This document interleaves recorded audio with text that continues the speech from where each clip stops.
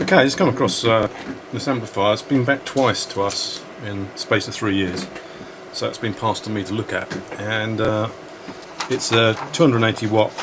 There's the amplifier. Look, Class D. These are all power regulators and other ancillary drivers, but the main output transistors are these four. 1, 2, 3, 4. Complementary pair there on one side, complementary pair on the other side. P and N channel FETs. PN, PN. Right, so most of you know what this is all about. So there's a circuit diagram for it there, look.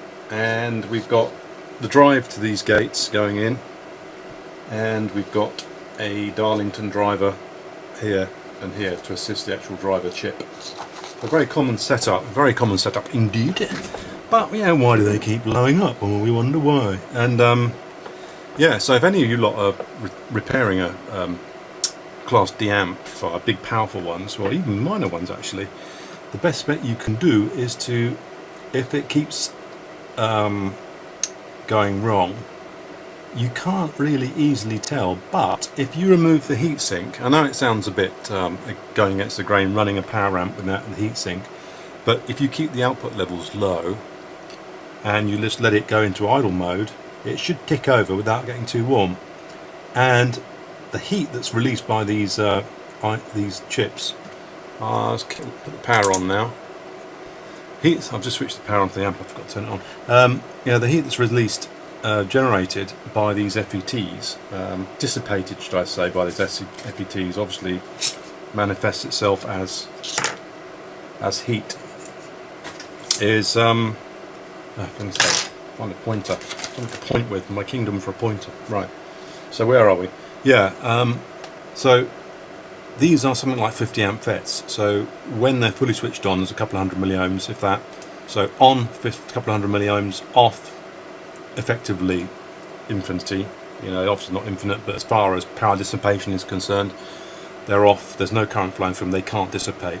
So the only time that these FETs, the junction of these FETs, can act as, or can dissipate power, is when they are acting as a resistor, and they act as a resistor during the switching edge. So you've got basically the switching waveform here, and during the switching edge, which I'll show you in a minute, is where the power is dissipated. So the question is, if there is something wrong with the FET, or if there's anything even slightly wrong with the drive circuitry, then these will dissipate differing amounts of power, as well as giving you distortion on both sides, because it's not switching cleanly. You'll get transistors going fuck and the magic smoke being released, and that's what's been happening to this amplifier. So as I say, it's been back twice, and it's been escalated up to me to look at, and I can see why it's been gone.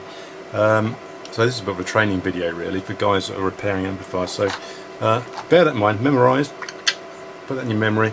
Okay, and now let's have a look at this. So this has been ticking over while we speak.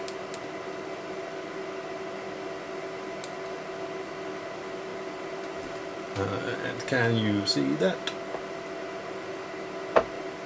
Oh look, you see? This Johnny here on the end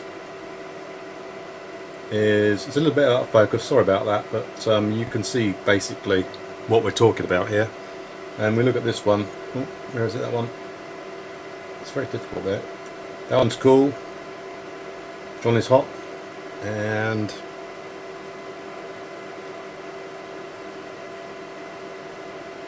this Johnny's hot. And this Johnny's pretty cool.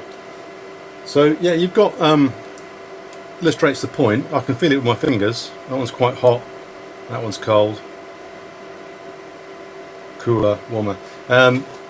Yeah, so there's something not balanced out about this. They should sort of idle, because there is heat being dissipated. I mean, there's heat. The dissipated heat is actually being taken away. There's no heat sink, obviously, but by the copper in the board, so the copper's soaking up a bit. So, you know, out on their own, they'd be getting quite scoochy at the moment, but quite toasty, scorchio, but not on here, right? So if we switch over to one of these, which one is it? That one. Ground this carefully. If this shorts out on here, it's not going to be pretty. And then we look at the gate drive signals. So that one there it's giving you, it's a great die. It's giving you 170 nanoseconds. So you look down here in the screen, you can see the rise and fall, 30 and 170 nanoseconds, which is not particularly fast, but it's, you know, it's getting up there. And this one, not that one, that one, ooh. That one, 30 and 130. So straight away you've got a full time on this transistor much higher than the other. And if we look over this side,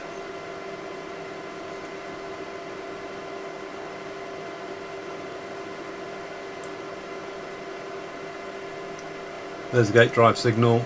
We've got 40 and 310 nanoseconds. So that one's rising like a rocket and falling at 40. So that's faster than the other side already. And then this one. And look at that. That is 230 nanoseconds and 40 nanoseconds. So the rise fall times on this drive circuitry are all over the place, and clearly what I didn't mention was that these FETs have quite a high gate capacitance, so to switch them quickly you've got to have a lot of drive and source and sink capability from the drive circuit. Of course, if you haven't got the source or sink capability at speed, then you can't discharge the gate capacitance, you can't dump that gate capacitance quick enough, in which case the thing will turn off more slowly. So yeah, and that's really the end of it. I'm just going to find out why these are doing this, but I would say that having repaired a lot of amplifiers in my time, so I do know a little bit about it, is that often it isn't actually the FETs, it's the design of the drive circuitry, unfortunately.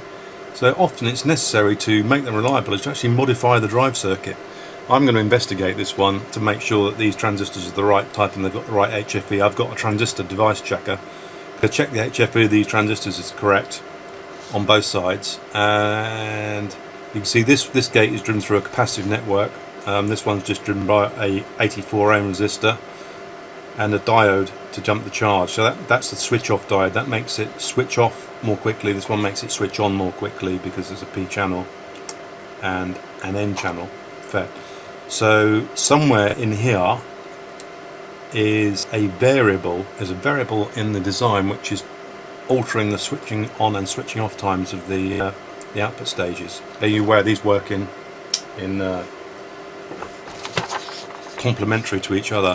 While this side is, they're both, when idling, they are both switching at the same time, and then to get power through the loudspeaker network you vary the edges slightly. The timing of the edges changes, and then because these are on and off at different times you get differing amounts of power being injected into the loudspeaker. Of course this is happening at a speed, what speed was that, 200 kilohertz or something like that? What are we switching at on this?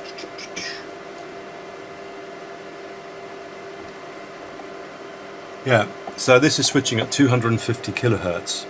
So you see the audio is going to be, the audio waveform is going to be recreated by modulating the switching edges between this pair of transistors and that pair of transistors. At the moment they should be absolutely synchronized.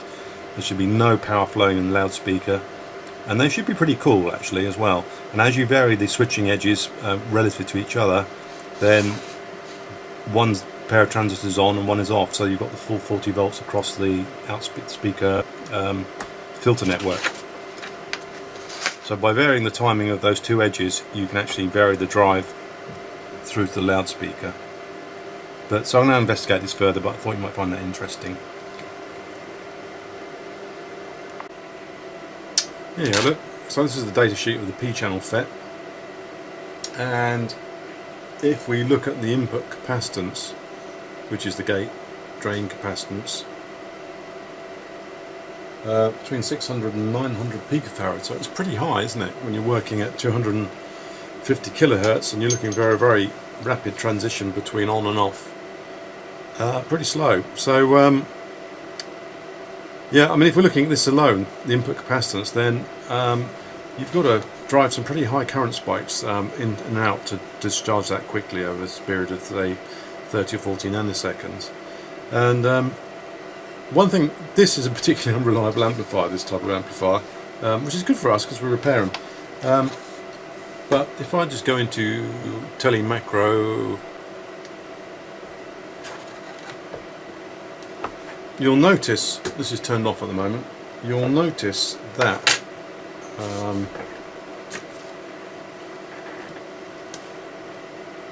there's the drive IC and there's the Darlington drivers which assist the output drive capability of this chip. So it is an FET driver chip, but because there's 50 amp FETs, you need much more drive capability. It's a Darlington assist basically on the output FETs, and there's a 10 ohm resistor here and here.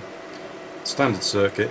But one thing, you look at this, actually it's located a good 30-40 millimeters away from the FETs. So the drive lines are going down the board. So there's a lot of capacitance already in the drive lines going to the FETs. But one thing I do notice about this circuit straight away is that there's a mediocre aluminium cap here, and there doesn't seem to be much in the way of any high frequency decoupling to ground for these drive circuits. So I don't mind betting actually if I just add some high frequency, some good low ESR caps across the supplies for these two Darlington pairs, I think we should see an improvement. So I'm going to try that and see whether that actually improves matters somewhat or not.